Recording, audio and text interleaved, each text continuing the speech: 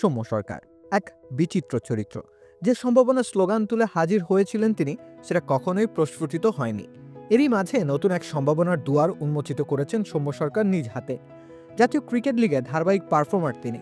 সাদা পোশাকে হতে পারে তার ক্যারিয়ারের পুনর্জীবন।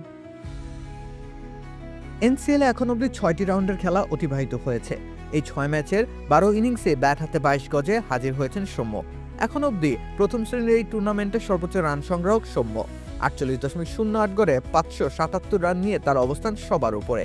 একটা দারুণ সময় পার করছেন তিনি লাল বলের ক্রিকেটে। টেকনিক্যালি সলিড, হাতে রয়েছে শটের বাহার। এমন একজন খেলোয়াড়কে সেই অর্থে টেস্টে ব্যবহারই করেনি বাংলাদেশ দল।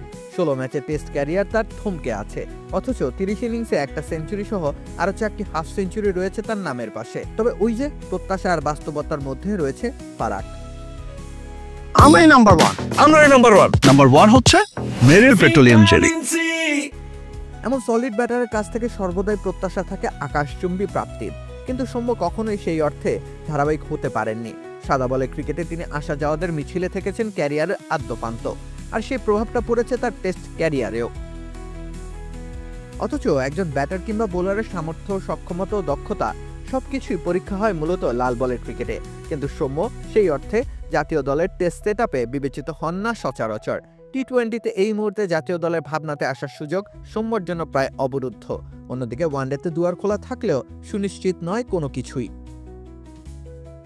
আর এমন পরিস্থিতিতে টেস্ট দল হতে পারে সৌম্যর নতুন লাইফ লাইন। বর্তমানে বাংলাদেশের টেস্ট দলের ওপেনিং পজিশনটা রয়েছে সাদমান ইসলাম ও মাহমুদুল হাসান জয়ের দখলে।